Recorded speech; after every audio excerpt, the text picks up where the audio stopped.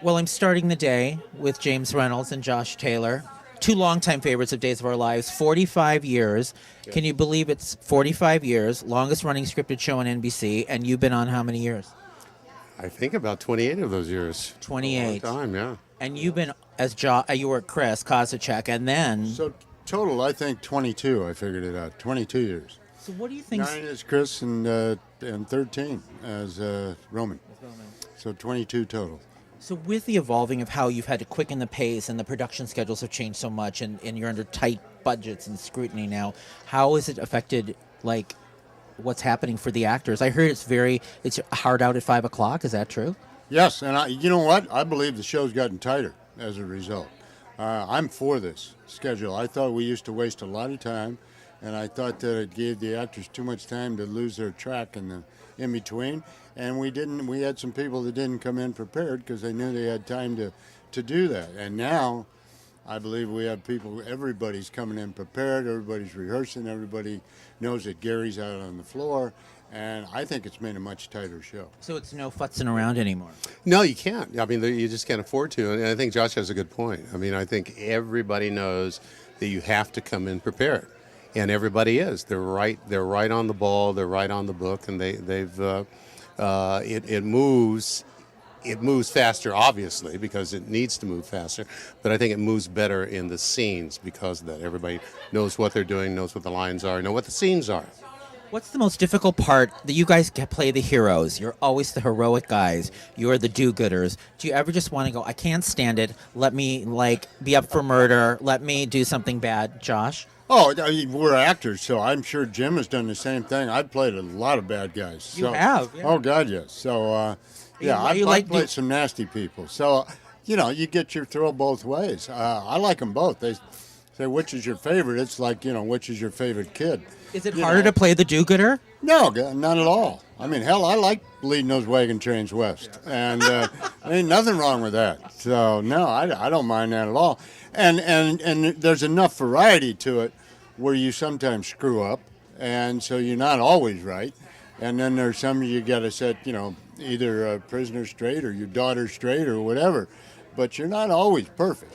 Yeah, I mean, one of the advantages that we have is that we have to be tough guys too. We're not just, we're not Dudley Do Right. We're guys that have a little bit of an edge and are tough guys. If you're a prisoner in our custody, you've got to watch out sometimes because we're going to throw you up against the wall. We're going to put your head between the bars. Good times in Salem. Good times. Oh yeah, we do. All right, wait. Now, what is your? Callahan remembers that well. Throw your head up against the wall. All right, what has been your favorite case in the time you've been on Days of Our Life? What's your favorite case to portray or to be involved with? Wow. There are two of them that come to mind, and I'm not sure all the details. Every time that question gets asked, murky on Days. The same way. First of all, if I'd have known I was going to do this interview with you first, I'd have worked out a hell of a lot more, man. So, that's the prerequisite for sitting down in our freezing corner. Yeah. But there was one, it was a couple of years ago where there was something about cocaine in the barrels coming in, and we had a guest actor who was very good, and I can't remember his character's name, but in the last, I'd say, since Hogan and then Dina came on, first of all, our police IQ has gone up 80 points. So that's been cool. And with that one, I just remember there was some great cross-examination. There was some great questioning. And then the one with just discovering that John Callahan, Dr. Baker. Dr. Baker was involved with my daughter's baby's disappearance, and that was one where I slammed his head against the wall. and John was cool with that. Professional wrestling goes on in Salem. So, okay. Yeah. Now, but... Well, okay, what's the best case? Well, what's Abe's best case? Well, there is, best case as opposed to best story, which are not necessarily the same thing. Right. I guess for Abe, it would be saving Marlene, and one of the many times that she was kidnapped, killing the chief of police who killed Abe's brother. That's right. That was a really wonderful storyline. I love that storyline. That was in between your stints as Chris. Chris and the other Roman and the other. Yeah.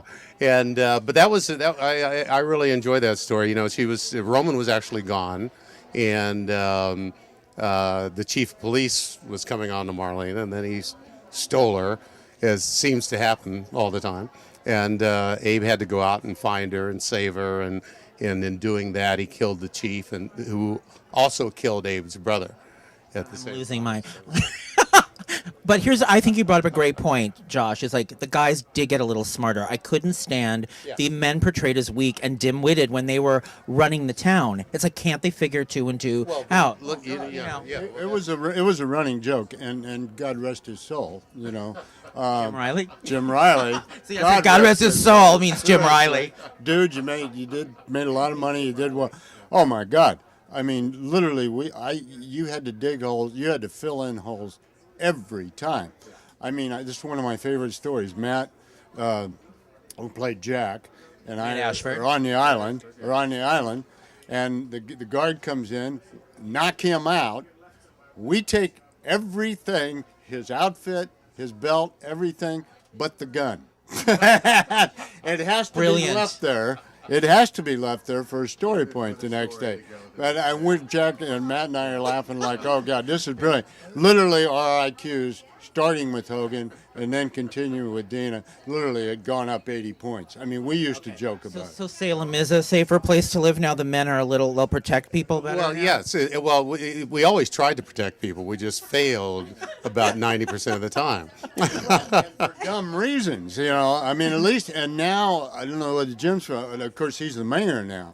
But I found out that in our questioning, it's pretty legit. I mean, there's a lot of good questioning scenes where you're actually, it's closer to NYPD than it used to be to Salem.